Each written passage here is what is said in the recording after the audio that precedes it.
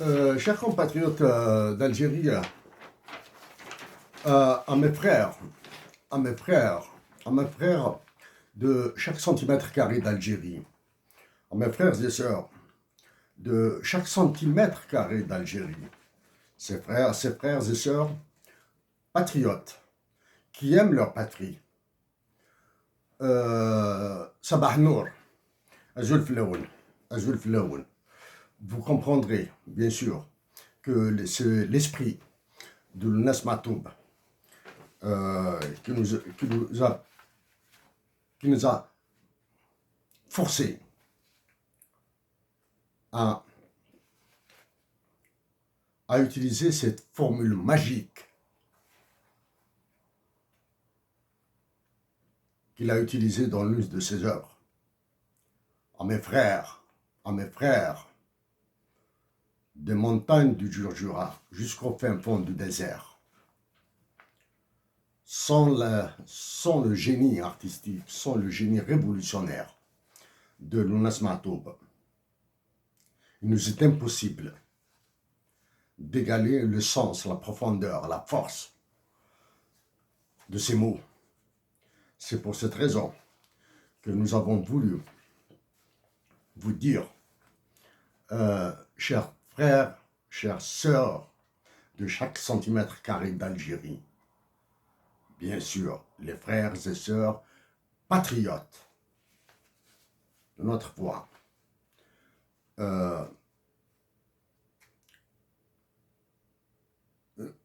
une de nos tentatives bienveillantes pour notre patrie, parce que notre nom, le nom de Chérif Aïssat, doit être associé à la paix, à la prospérité, au développement et à l'immensité de l'Algérie. Donc, à tous les Algériens qui s'identifient comme patriotes, il est triste d'en arriver là, de dire que notre patrie est passée de la Mecque des révolutionnaires au royaume des vautours. Le royaume des vautours est un bout de l'une de nos lectures. S'agit-il d'une lecture de Yamina Meshakra? S'agit-il d'une lecture d'un texte écrit par une autre Algérienne de chez nous? La mémoire nous trahit. Certaines. Donc, mais ces mots, Algérie, le royaume des vautours, est triste à dire, mais c'est la qualification qui est accolée à notre patrie ce jour. Donc, une patrie de Mecque des révolutionnaires, elle est passée au royaume des vautours. Des vautours cupides, incompétents, dénués de tout sens de patriotisme, dénués de tout sens d'État.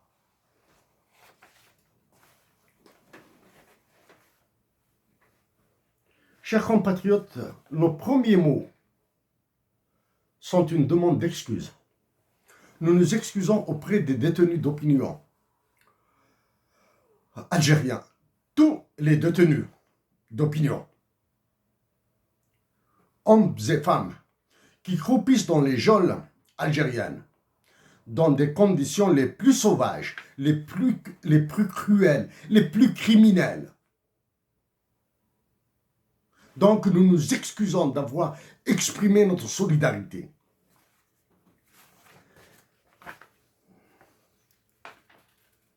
L'expression de notre solidarité vous a été très préjudiciable. Nous le reconnaissons.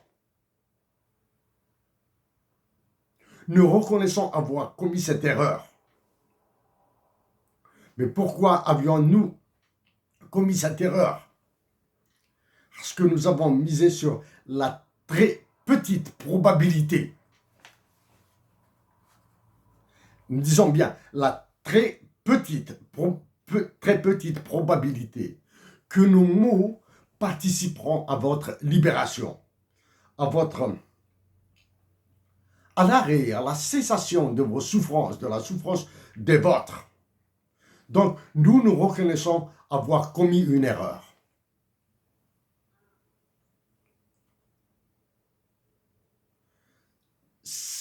L'erreur que nous avons commise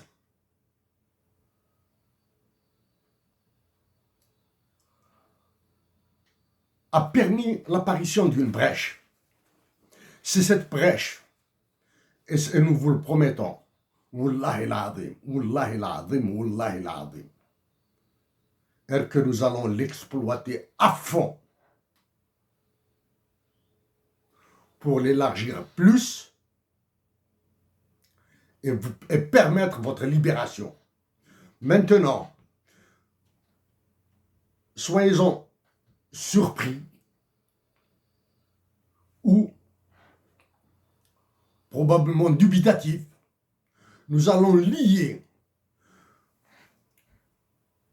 la politique monétaire, la politique budgétaire, les ordres du FMI et de la Banque mondiale et de l'OCDE et de la France surtout maintenant, de la France, à votre libération. Maintenant, comme en théorie, on dit en théorie des jeux, les options ont été révélées. Les options des uns et des autres ont été révélées. Elles ont été très difficiles à être révélées par l'état-major de l'armée. Ces caporaux de l'armée française, les caporaux du roi de France et de ses colonies africaines, l'actuel président de la France. Après, nous allons parler de la visite de sa première ministre annoncée pour le 10 octobre. Donc, c'est révélé. Ce roi de France qui a fait de l'état-major de l'armée algérienne ses caporaux, qui a fait de la présidence de l'Algérie une conciergerie. Et nous le répétons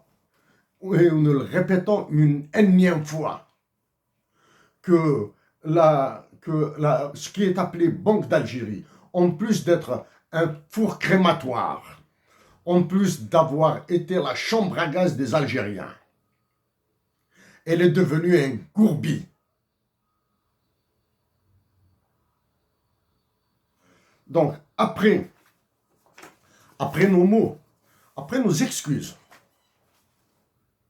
auprès des détenus, auprès de leurs familles, de leurs proches, de leurs intimes, nous allons commencer à développer certains points.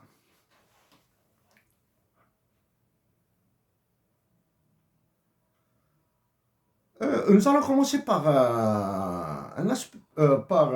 une structure officielle de l'État, de ce royaume des vautours,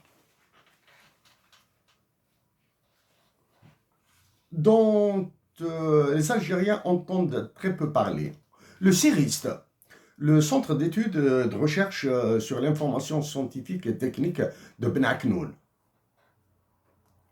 Le CERIST est l'unique provider de l'information Internet en Algérie. C'est l'unique. Pour cela, il utilise 3 câbles. 2 câbles par le côté ouest, c'est ça, vers Marseille, et un câble du côté de Annaba. Ces câbles passent par Marseille. Ces câbles relient l'Algérie, si rien n'a changé depuis 2018, au serveur de la société américaine qui s'appelle Verizon. Voilà. Ce CERIST est un vrai bunker. Il a des murs blindés de 50 à 60 mètres de largeur. C'est-à-dire aucune information patriotique utile aux Algériens ne parvient aux Algériens résidant en Algérie. Voilà. Nous pensons qu'il est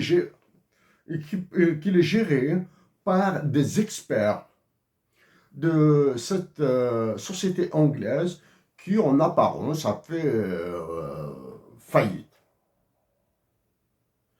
Une certitude, c'est que le sériste fait travailler en son sein non pas des chevronnés, non pas des as, non pas des experts, mais plus que tout ça, des surdoués dans la gestion des réseaux informatiques. Alors,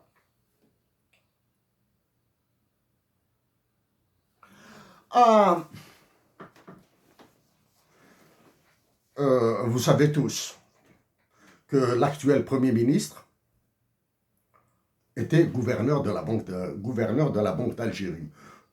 S'il vous plaît, nous allons utiliser peut-être des mots formels, mais toujours ayez en esprit que quand nous disons Banque d'Algérie, nous disons four crématoire, chambre à gaz et gourbi, avant de passer à Premier ministre. OK?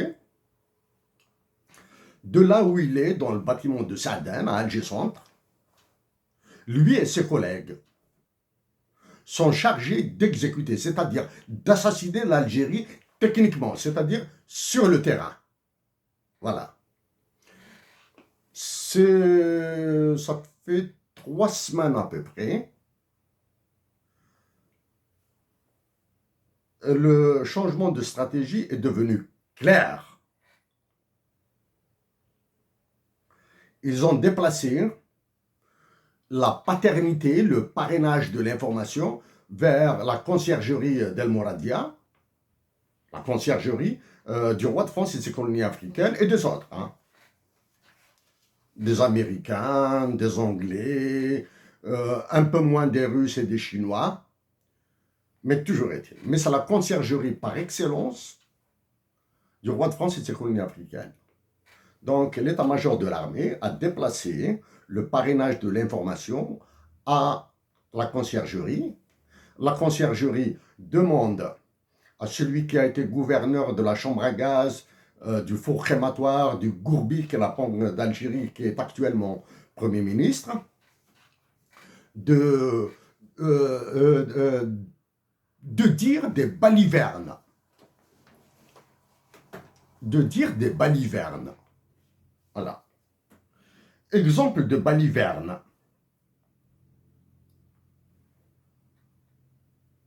Plus que baliverne. S'il vous plaît, utilisez un terme plus solide, plus fort.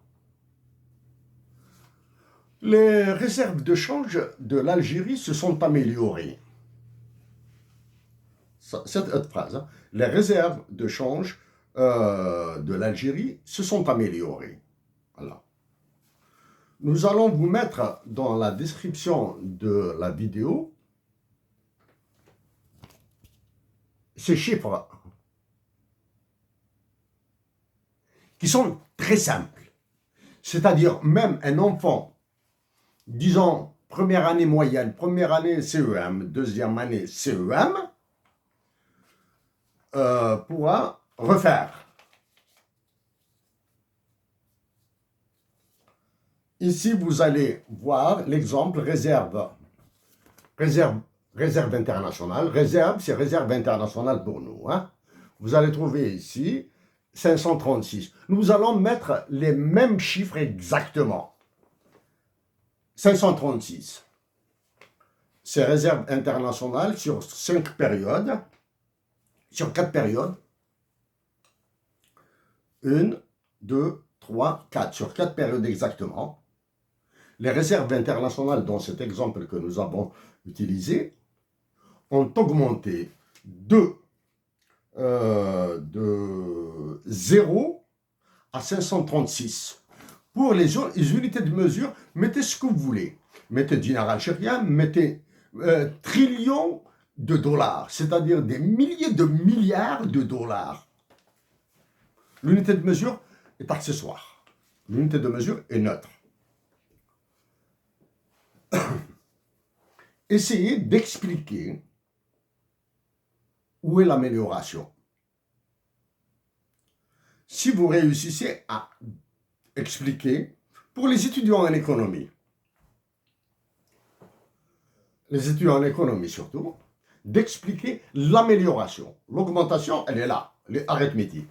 L'amélioration. Nous vous promettons que nous lui offrirons ce livre. Promesse. C'est un livre qui doit coûter, au taux de change actuellement du dinar algérien, il doit coûter environ 27 000, 28 000 dinars en Algérie. Hein. C'est un livre qui coûte 180 dollars canadiens. C'est un livre utilisé en économie à l'Université de Montréal et utilisé aussi à Chicago. Donc, avec ces chiffres. Ensuite, à celui qui a été gouverneur du Gourbi d'Algérie, de la Banque d'Algérie, qui est actuellement Premier ministre, nous allons ajouter un exemple très bête. Calcul d'un PIB. Avec des consommations, des dépenses du gouvernement, des investissements, exportations, importations et PIB, dans lequel nous allons lui montrer que les exportations d'un pays peuvent être supérieures à son PIB. Pour lui, nous le mettons au défi. Voilà. Nous vous mettons au défi de démontrer la signification d'un PIB dans cette situation où les exportations sont supérieures au PIB et de démontrer l'amélioration dans les réserves de change. De démontrer l'amélioration des réserves de change. L'augmentation, nous sommes tous d'accord. C'est un exemple pris à cet effet. C'est un exemple pris à cet effet. L'augmentation, elle est là, de 0 jusqu'à 536 dinars algériens, francs français, n'importe quelle monnaie. L'augmentation est là. Nous vous défions de démontrer l'amélioration. Voilà.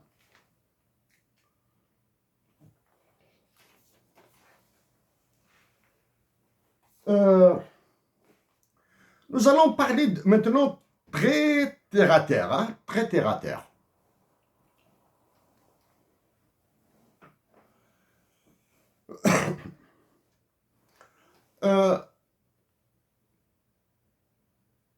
L'état-major de l'armée aurait acquis des avions du RSS, de l'armement du RSS.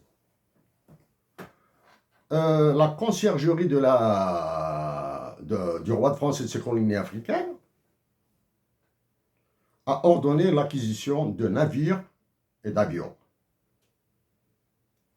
commerciaux. C'est ce qu'on appelle les dépenses stériles, improductives.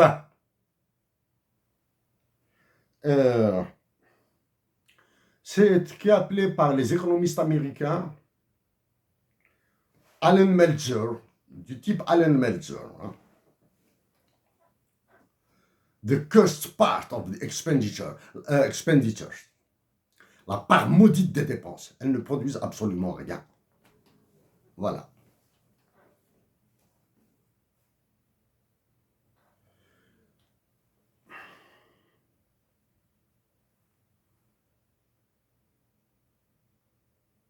Notre Algérie nouvelle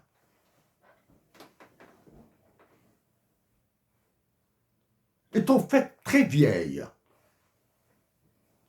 Notre Algérie nouvelle est très vieille. Elle a été pensée par Abban Ramdan, assassiné. Elle a été pensée par Ali Msili, assassiné. Elle a été pensée par Krib Belkacem, assassiné. Elle a été pensée par Mohamed Khider, assassiné. Elle a été pensée par Mohamed Boudiaf, assassiné. Avec toutes les divergences idéologiques. Au moins, ces personnes avaient un socle commun. En plus d'avoir libéré la patrie, ils aiment la patrie. Ils ont aimé la patrie. Ils l'ont aimé. Vous, de l'état-major de l'armée, conciergerie, hein, les caporaux de l'armée française, vous, la conciergerie qui est la présidence, les exécuteurs du FMI et de la Banque mondiale, qui sont à Sa'dan et qui sont à la Banque d'Algérie. Vous en avez développé de la haine vis-à-vis de la patrie.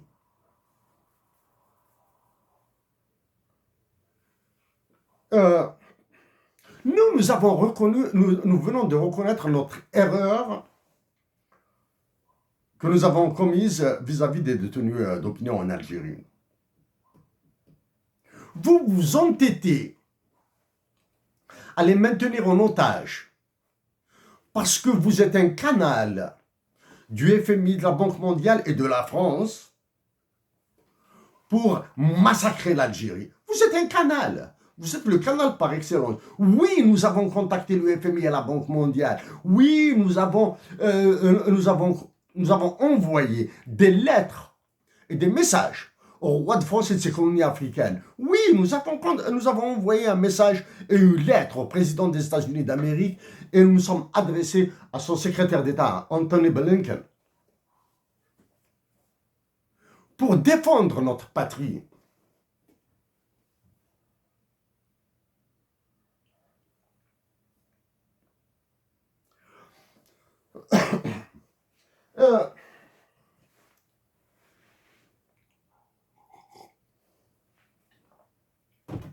Nous avons dit que nous allons utiliser des termes simples.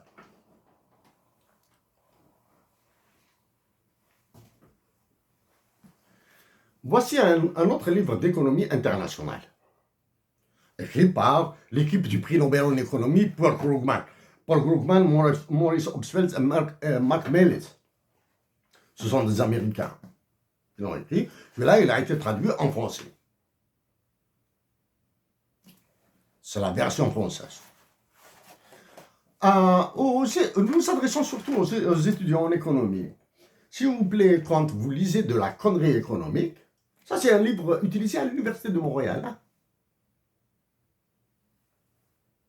Et à les universités américaines aussi. Hein? Comme celui-là. Aussi. Quand vous lisez ce genre de livre, il faut faire très attention.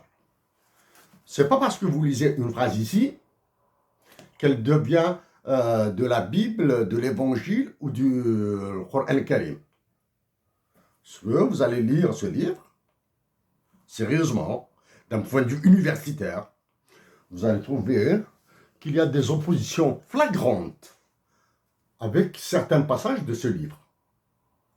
Exemple, tout ce qui concerne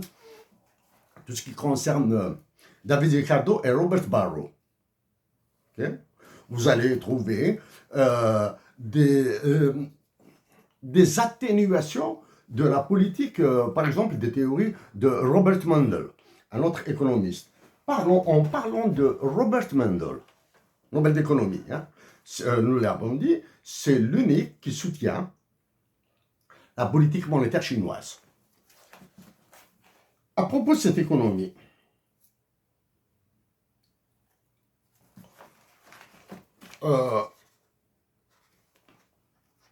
l'ancrage à sous-évaluation de la monnaie chinoise. L'ancrage à sous-évaluation de la monnaie chinoise. Nous n'allons pas lire tout, mais juste pour vous dire attirer votre attention. Hein. La figure 2.22.3, etc., montre comment la Chine a fixé le taux de change du renminbi à 8,28 yuan par dollar entre 1998 et 2005. Regardez, de 1998 à 2005, le renminbi valait 8,28 yuan par dollar.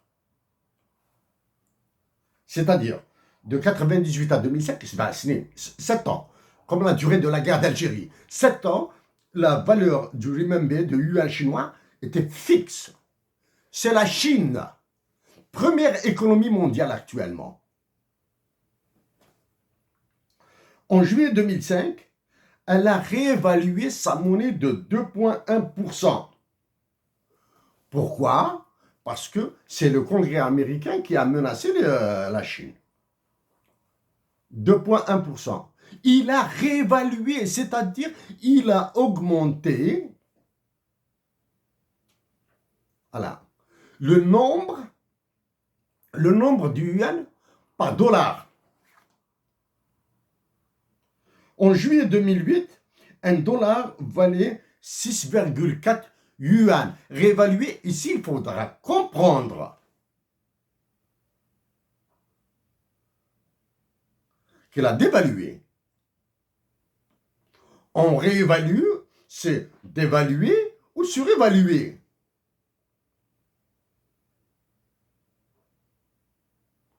Il est passé de 8,28 à 6,84.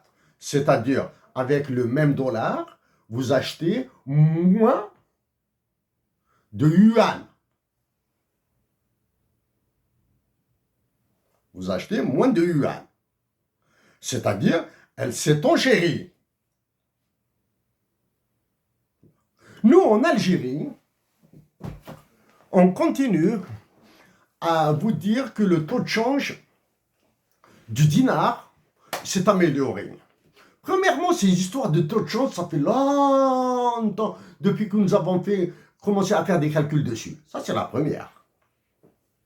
2, nous vous le disons maintenant, nous le révélons aux Algériens. Non, c'est public. Pour ceux qui s'intéressent à l'information. Nous vous avons forcé à publier les chiffres de l'Algérie monétaire de 1964 ou quelque chose comme ça, parce que nous avions dit que nous avons envoyé des chiffres de l'Algérie sur 42 ans, de 1980 jusqu'à 2022. Zama, vous vous êtes amusé à refaire un truc de tableau Word inexploitable. Hein? Moderniser la Banque d'Algérie alors que vous n'arrivez même pas à brancher un tableau Excel dynamique. Hein?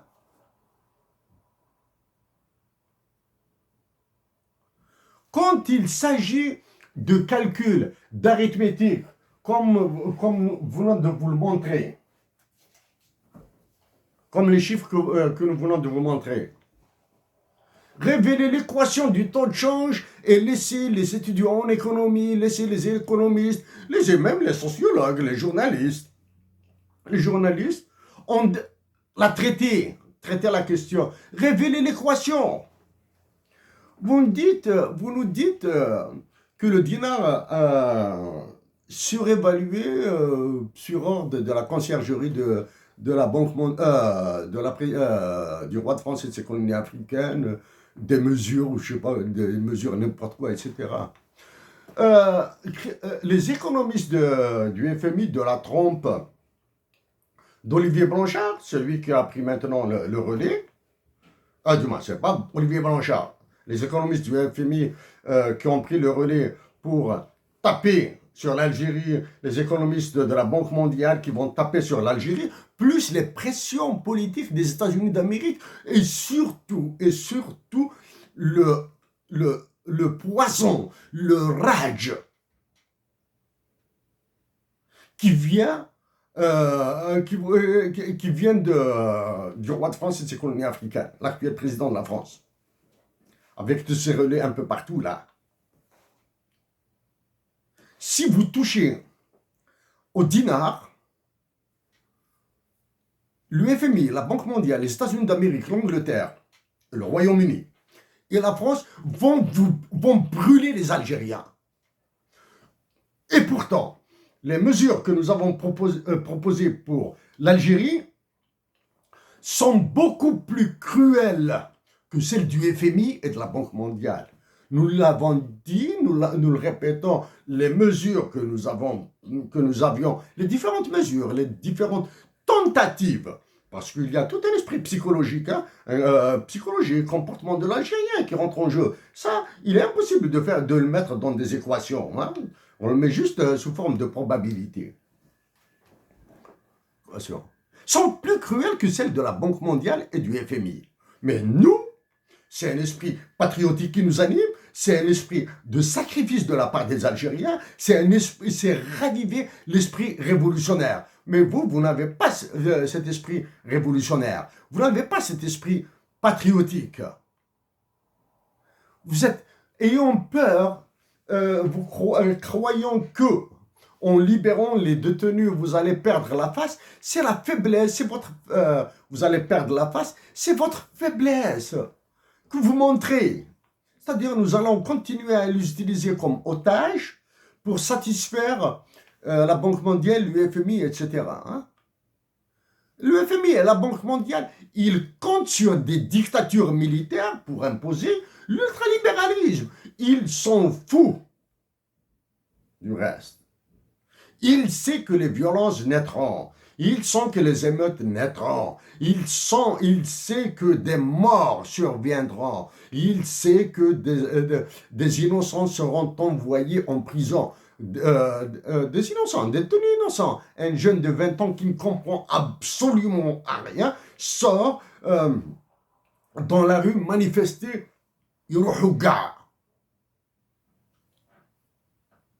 Voici les résultats de Rouga.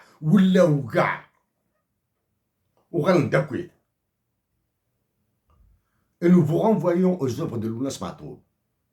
Lounas Matoub, il a révolutionné l'art. Il est parti, il a dit la vérité par de l'art. Et il est parti.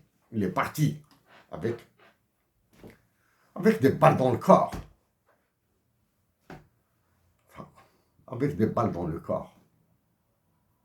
Elle a été rejointe par sa mère. À toutes ces mères qui souffrent.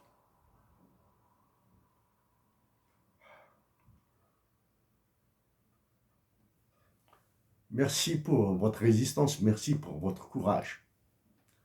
Vraiment. Le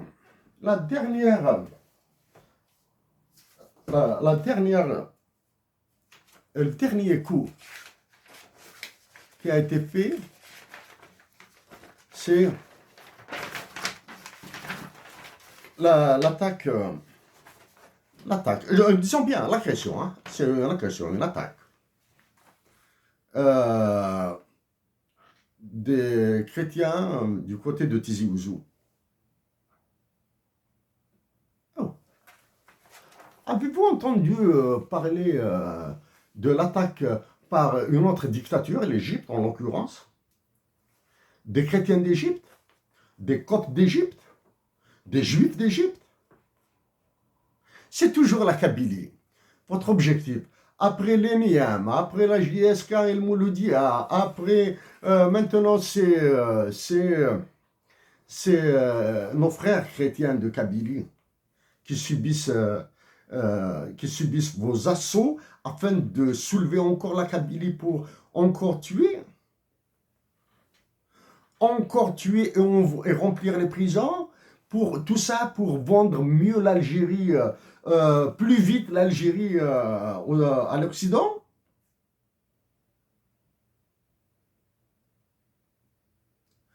Nos frères de Kabylie et tous nos frères d'Algérie doivent ouvrir les yeux sur ce genre de comportement.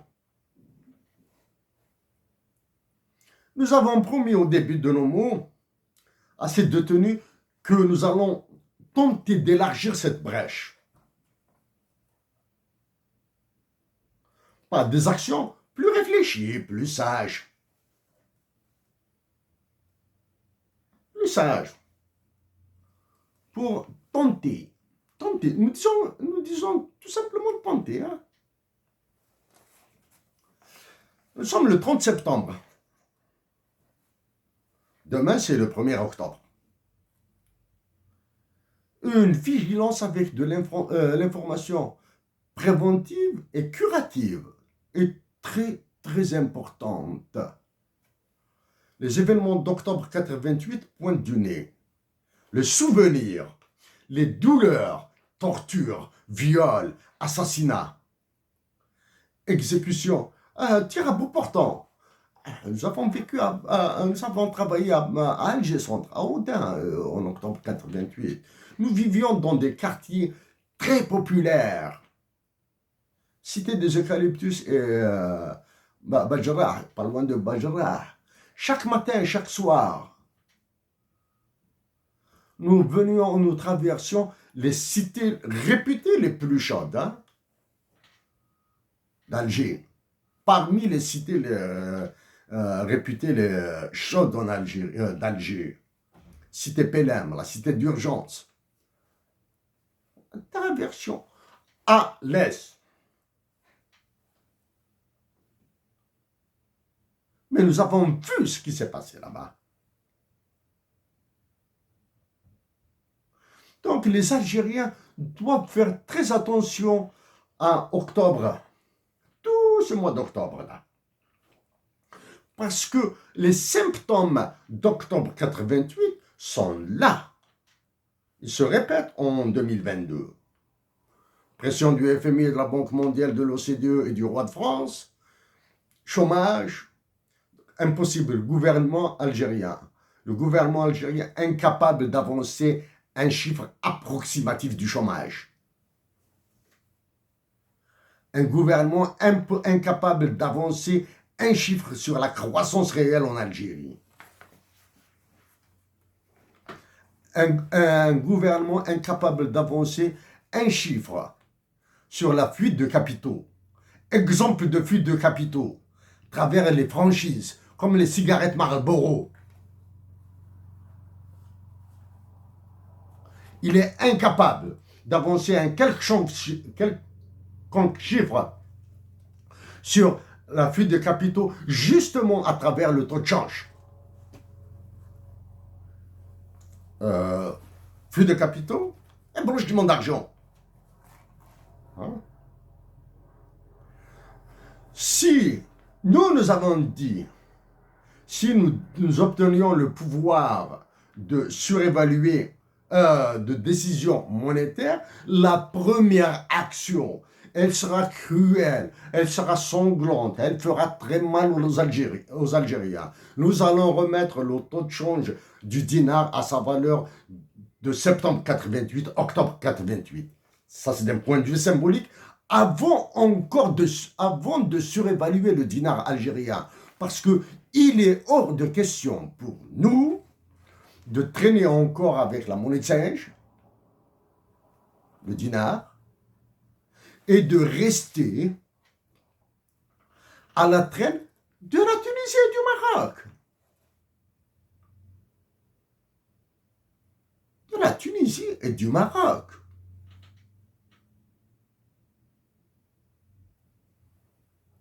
C'est simplement dit, éloignons-nous des zones monétaires optimales, des termes de l'échange, de l'import, export, éloignons-nous de ça. Aïe, la monnaie de l'Algérie, plus faible que le dinar tunisien et le dirham marocain.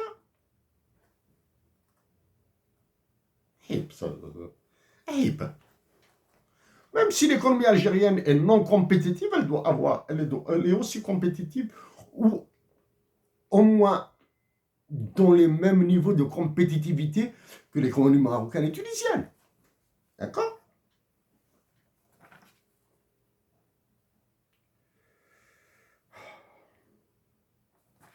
Chers compatriotes d'Algérie, chers frères et sœurs d'Algérie, patriotes, chers frères et sœurs de chaque centimètre d'Algérie,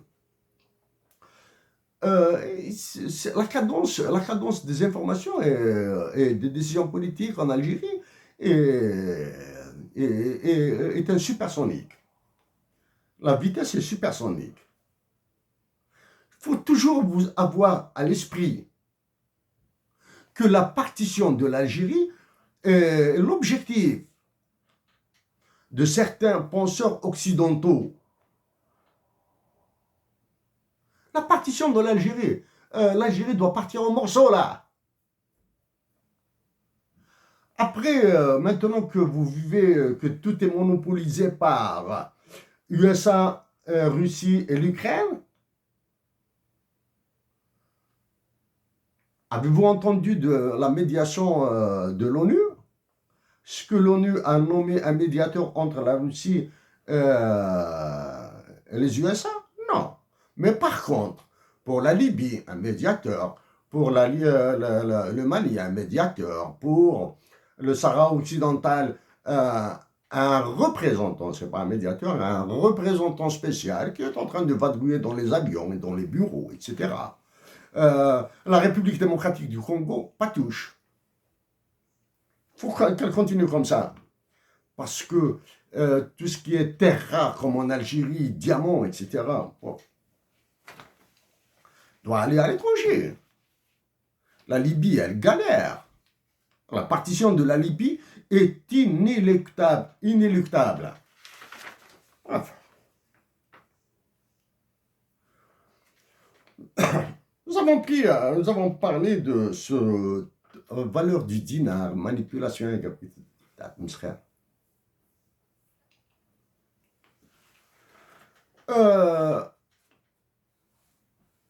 Puisque le roi de France et de ses colonies africaines, l'actuel président de la France, a écrasé l'Algérie en caporalisant l'état-major de l'armée, en transformant la présidence en conciergerie, etc. Maintenant, il va laisser libre, il a déblayé le terrain pour que sa première ministre pointe le 10 octobre prochain en Algérie. C'est banal, hein? C'est ce qu'on appelle de l'information signale. Hein? Le déplacement imposé par le roi de France aux Algériens a été quasiment tenu secret partout dans le monde. Ils ont préféré laisser passer le 20 août 2022, commémoration, nous disons bien commémoration du congrès de la Soumane, et non célébration. Parce qu'ils ont enfoncé la révolution. Le 25, et ils pointaient avec tous les scandales, avec toutes les bassesses protocolaires. Maintenant, il a ouvert la voie à sa première ministre. Que viendra faire sa première ministre? Elle va négocier l'extradition de nos compatriotes qui agissent pour de leurs objectifs politiques à partir de la France. La conciergerie et les caporaux de l'état-major ne demanderont qu'une et une seule chose: extrader les Algériens, un tel, y compris surtout les indépendantistes de Kabylie. Nous allons revenir sur cet aspect-là dans très peu de temps. C'est tout ce qu'ils vendent. Que voulez-vous? Nous venons une usine de voitures de marque française en Algérie. Pourquoi pas deux? Nous voulons, vous devez, il vous est fait obligation d'acheter les sous-marins nucléaires que l'Australie nous a refusé.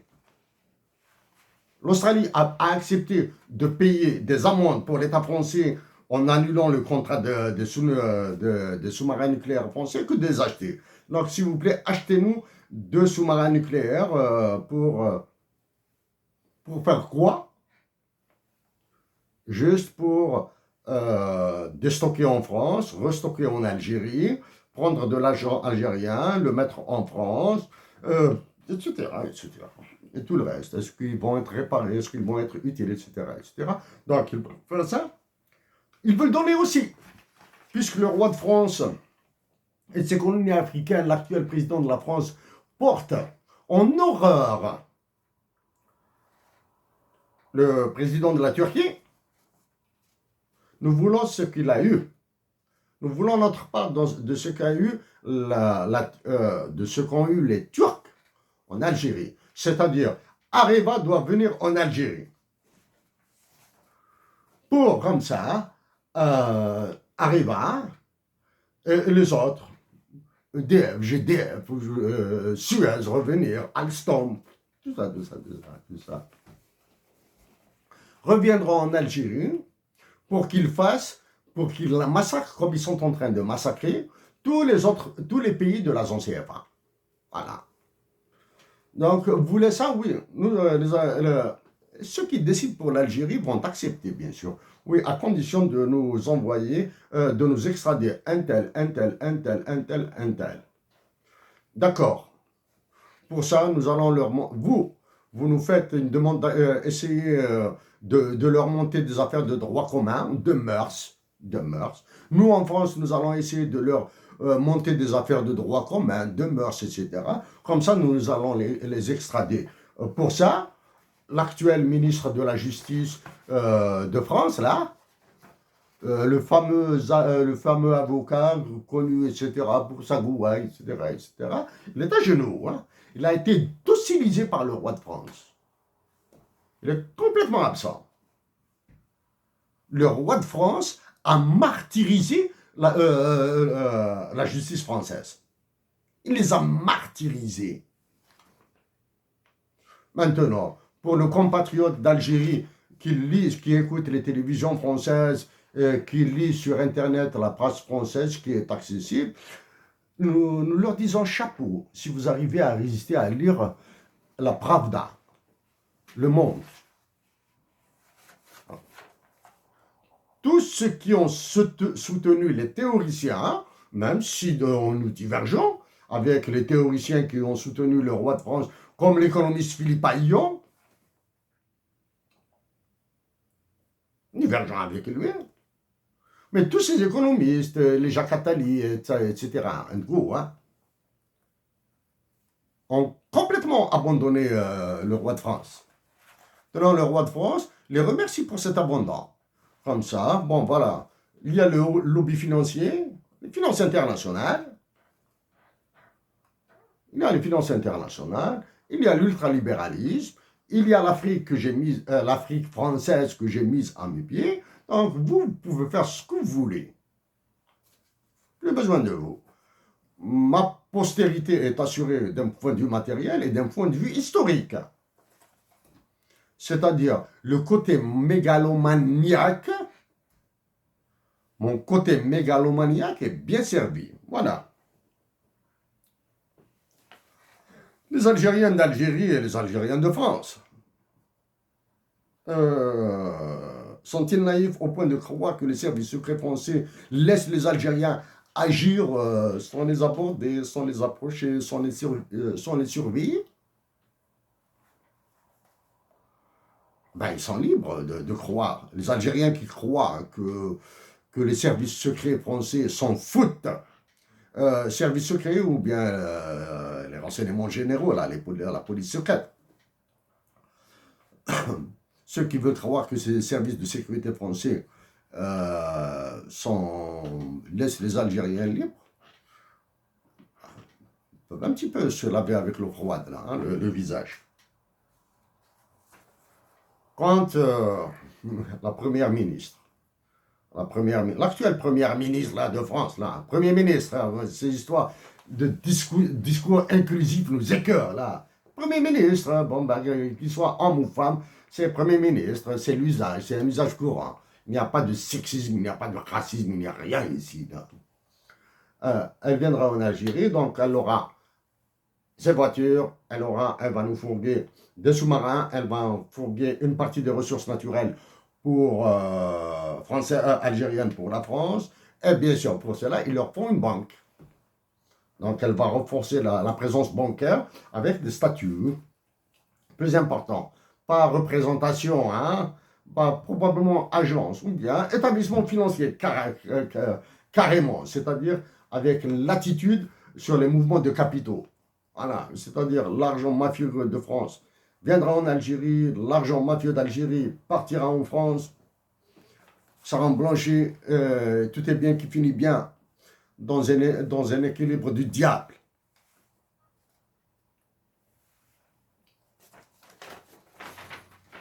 Chers compatriotes d'Algérie,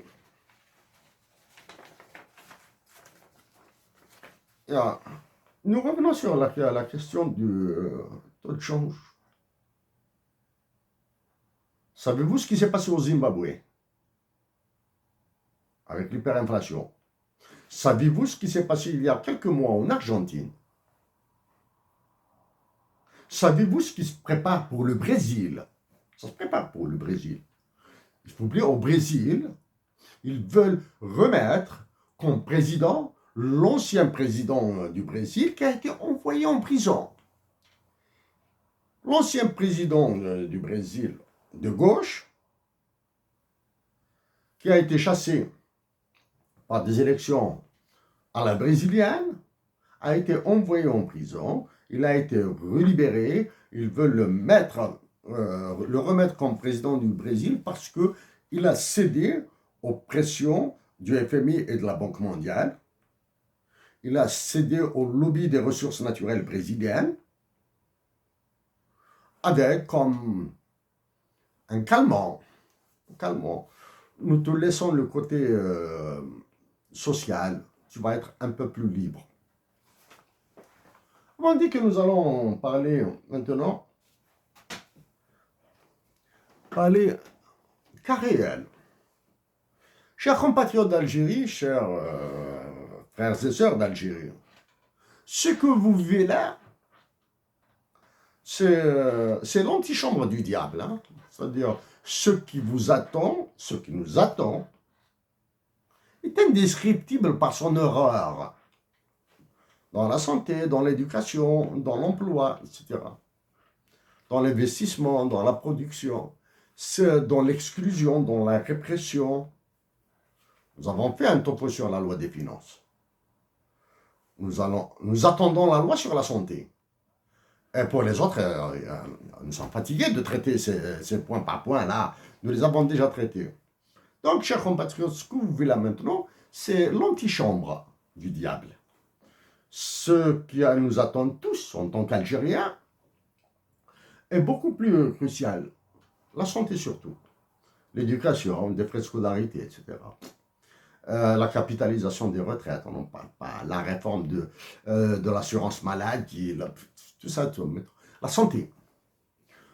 Cas réel, ces derniers temps, pas ces derniers temps, depuis maintenant une dizaine d'années, des appels au secours d'enfants et d'adultes algériens malades sont diffusés un peu sur le web.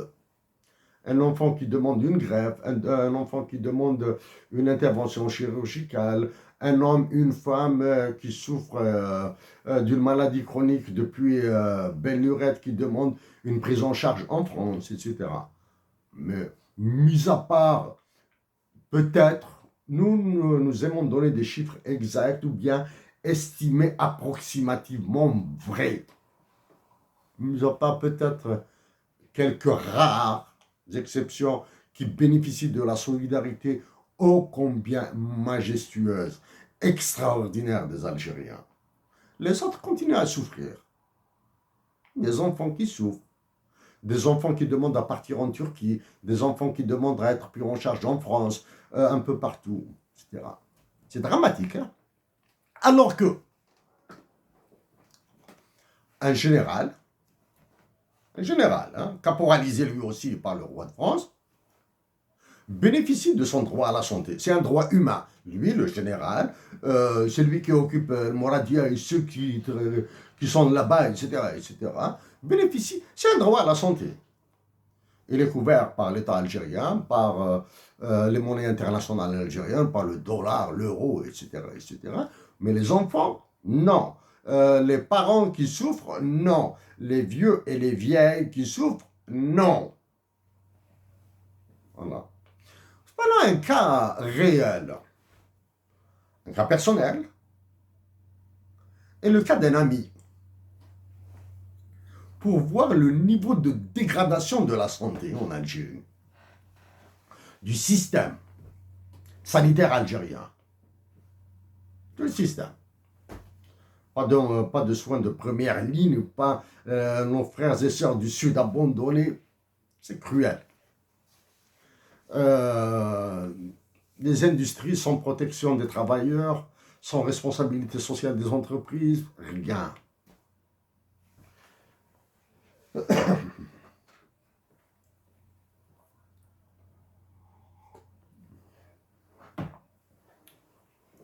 Donc,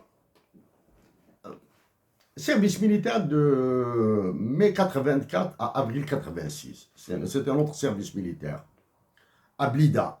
L'instruction à Blida, à l'époque, donc le commandant d'école, c'est le défunt chef d'état-major de l'armée algérienne. C'était lui, notre commandant d'école. Il est passé de grade de commandant à lieutenant-colonel. Que Dieu lui pardonne le désastre dans lequel il a mené l'Algérie. Que Dieu lui pardonne. C'était notre commandant d'école. Coup d'État de 2017.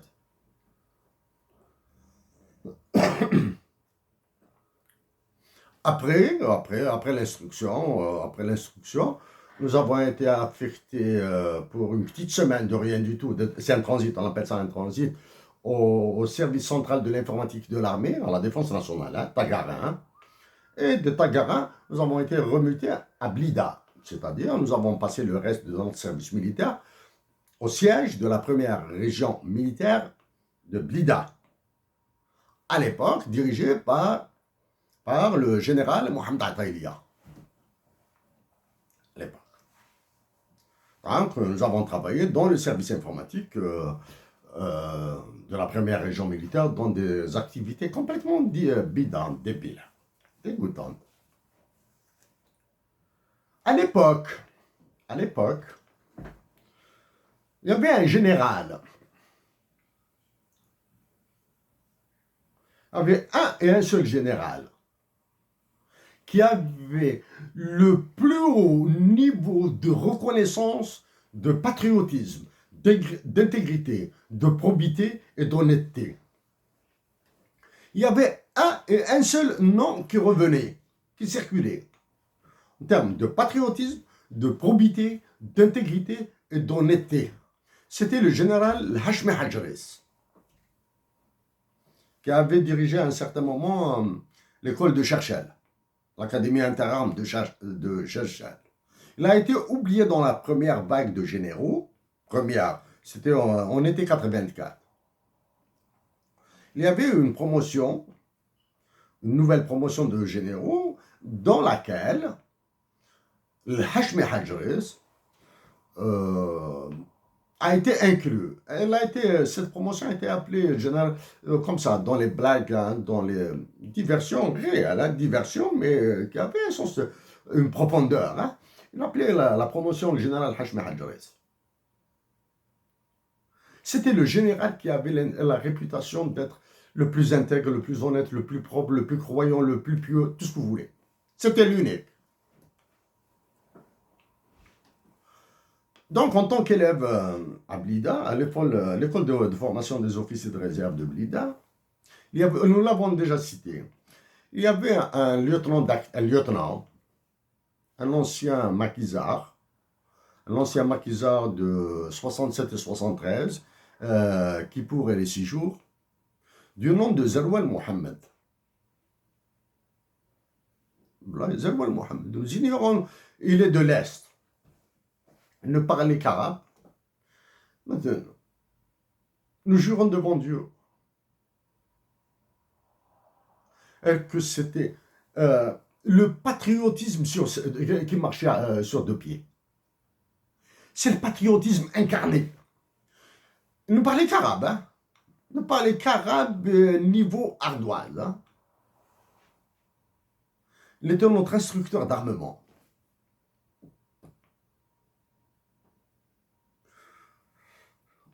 Wallahi l'azim.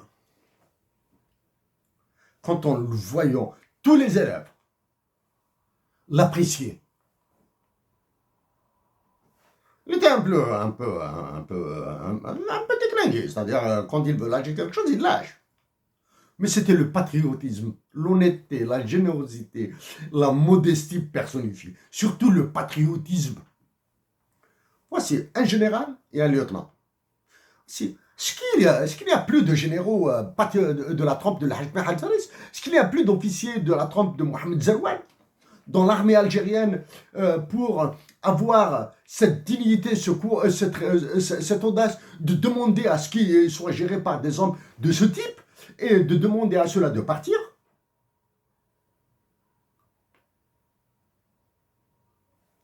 Voilà. Donc, il doit y avoir des généraux du type Al-Hajj Ben Hajaris. Il doit y avoir des officiers du type Mohamed Zerouane, du genre, pour aider l'Algérie, s'en sortir. Donc, maintenant, notre objectif, maintenant, nous allons parler de la santé. Ils sont tombés malades. Truc banal. Santé à l'estomac, lourd, gonflé, etc. Prise en charge, là, bon, dans l'armée, le premier diagnostic qui vous est fait, c'est le diagnostic appelé à l'époque le vispirine. Vispirine, c'est-à-dire, au lieu de dire aspirine, on dit vispirine. Vispirine, c'est-à-dire tu es en train de faire le vice, tu es en train de tricher pour avoir de la permission, ou bien du repos dans l'infirmerie, ou bien à l'hôpital, ou quelque chose comme ça. Hein. C'est le premier diagnostic, quelle que soit la maladie. Donc, bon, ça, pour nous, shérif, comme on dit, tu marches, tu parles, tu n'as pas de douleur atroce, etc. Tu as un ballonnement, ça va passer, ou je sais pas quoi, quelque chose comme ça, là, à l'époque. Ça remonte à 85, 86. À l'époque, l'Arba'a Ouad Ben Slimane, c'était l'enfer. Bon, parce que le terrorisme en Algérie a commencé en 84. Hein. Donc, il y avait ça, donc, déserteurs.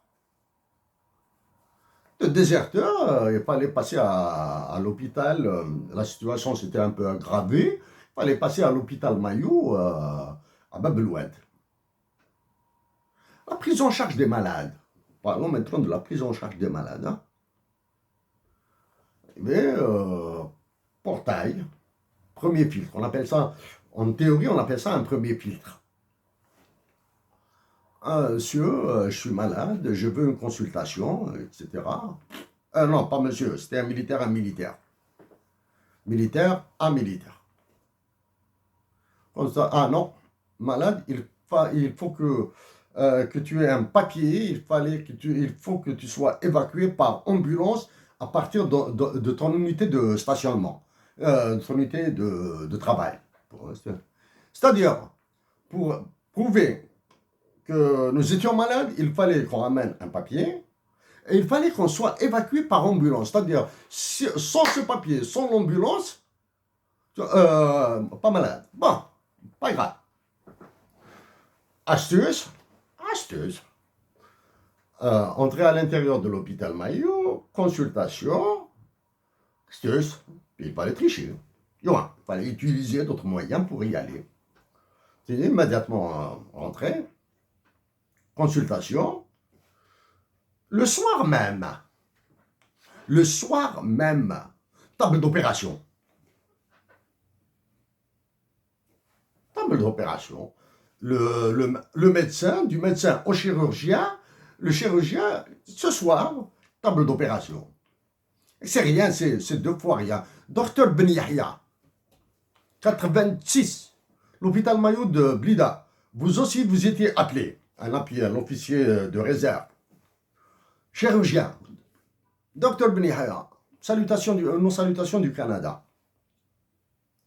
Docteur Ben Yahya de la région de Sidi Aïch. Chirurgie, c'est grave ça. Ah, c'est grave. Ok, d'accord, c'est grave. Allons-y, chirurgie. Comme tous les chirurgiens qui se respectent, donc le mot est libre chez eux. Anesthésie locale ou générale? Générale, je vais dormir. Je vais dormir. Opéré. Le lendemain, refusé de sortir. J'ai refusé de sortir. Ouais, c'était un truc banal, hein, une incision d'abcès. 48 heures après, oui, maintenant je sors. Je repars à Blida, à la région, à mon bureau, pour informer mes chefs. Deux béquilles. Bonjour tout le monde. Ah ben ça va, quoi? Qu'est-ce qui s'est passé? Je suis bien en intervention chirurgicale. Parce que ici, vous me dites que pas malade, etc., alors que je viens de subir une opération chirurgicale. Bon, ça c'est pour la prise en charge du malade. Bon, il y a les aspects anecdotiques et les aspects plus détaillés, ça c'est en privé qu'on raconte ça là. L'autre cas, ça c'est pour la prise en charge des malades. Comment sont pris en charge actuellement les malades en Algérie? Dans l'autre cas, l'enfant d'un ami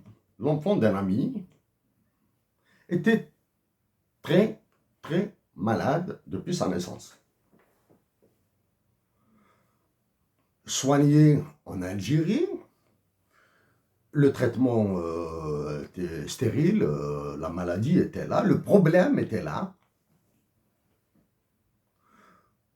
Tous les médecins, du moins, toutes les consultations recommandées ont été faites par cet ami pour son enfant, toutes les radios, tous les scanners, tout le baratin, tout il a là. Tout le petit quanti a été fait. Rien. Aucun diagnostic, aucun traitement n'a été positif. Le diagnostic il a été localisé. Lors de ses déplacements en France, cet ami prenait son enfant avec lui. En France. Il l'a présenté devant les hôpitaux parisiens. Nous disons bien les hôpitaux parisiens. Monsieur, c'est un cas hyper grave. Et cet enfant est inopérable avant l'âge de 18 ans. Disons bien, c'est un cas très grave. C'est une maladie rare, quelque chose comme ça. Et cet enfant est inopérable avant l'âge de 18 ans. Il doit subir une intervention chirurgicale, mais après les 18 ans. Il rentre en Algérie. Voilà. L'enfant continue à souffrir. Il a trouvé des relations. Il a trouvé une relation vers l'hôpital Parné, à Blida. L'hôpital Parné, à Usendé. Il nous a sollicité pour l'accompagner, parler un petit peu arabe, être à côté de lui, etc. Arrivé à l'hôpital Parné, procédure, ceci, cela, etc. En moins d'une semaine, l'enfant a été pris en charge. En moins d'une semaine, l'enfant a été pris en charge par la clinique de chirurgie pédiatrique de l'hôpital Parné. Monsieur, votre enfant va subir une intervention chirurgicale. À l'époque, l'enfant avait 7 ou 8 ans. Va subir l'opération chirurgicale. Nous allons la lui faire. Mais c'est une intervention chirurgicale hautement risquée. Il a pris la décision. Oui, allez-y. Hautement risquée. Le chirurgien de la clinique et du service pédiatrique de l'hôpital Parné, si nos souvenirs sont bons, qui s'appelle la prairie, quelque chose comme ça.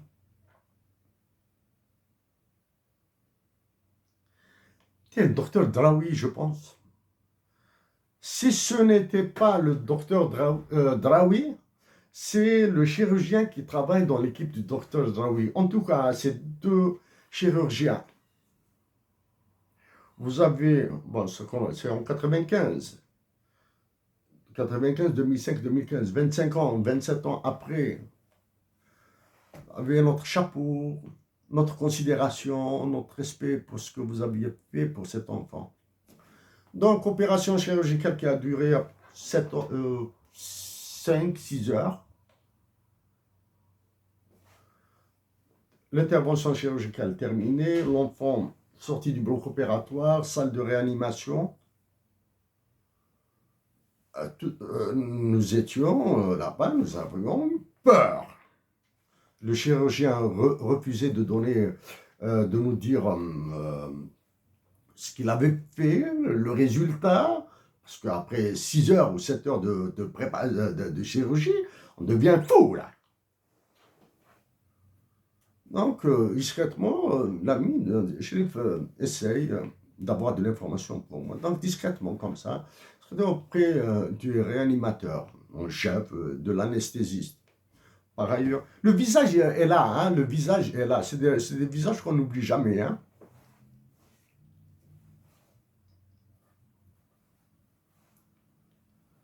Ah, c'est une question.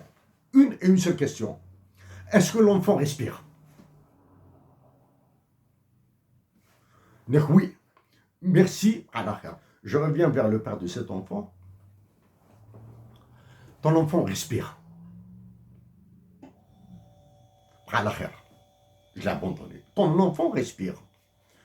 Bon. J'ai été rappelé. Nous sommes rentrés ensemble en cabine. Bref. Donc, un enfant, en 95, un enfant qui a été refusé d'hospitalisation et d'intervention chirurgicale en France a été soigné en Algérie en moins d'une semaine. Une semaine, 8 jours. Il a été soigné en Algérie. Maintenant, cet enfant actuellement, il fait environ 1,80 m. Il est marié et il a des enfants. Lui-même a des enfants. Il se porte comme un charme. Donc, à travers 2 cas de santé, et le cas de santé d'un général, qui a été envoyé en France, accompagné pour, une fois revenu, il va être mis en prison. Quel est le niveau d'affaissement du système de santé en Algérie? Alors que c'est... Il y a des processus qui vont durer encore longtemps, 15 ans, 20 ans, 25 ans, pour remonter à un niveau de qualité qui a existé en Algérie il y a 20 ans. Où est-ce que nous mène un état-major caporalisé, une présidence conciergerie, une banque centrale pour crématoire? Chers compatriotes d'Algérie, chers frères et sœurs d'Algérie, résistez dans cette dignité. Résistez avec courage, avec patience. Soyez lucides dans vos actions. Soyez solidaires.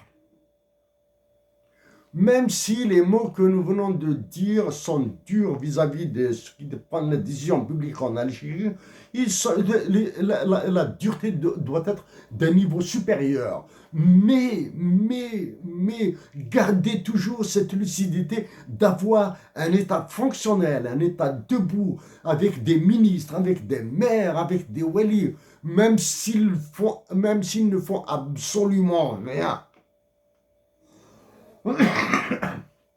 Ils sont là pour au moins fournir des bons de carburant pour les ambulances des hôpitaux, fournir un papier pour un monsieur qui veut travailler, voilà, un minimum, pour ce minimum.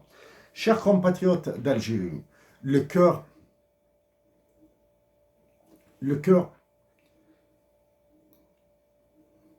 fait mal. Mais promesse que pour les détenus d'opinion, nous allons, avec lucidité et sagesse, nous allons tenter d'élargir cette brèche qui s'est ouverte. Une autre fois, nous demandons pardon aux détenus d'avoir participé dans leur maintien en prison. Merci à vous tous. Et à de meilleurs moments.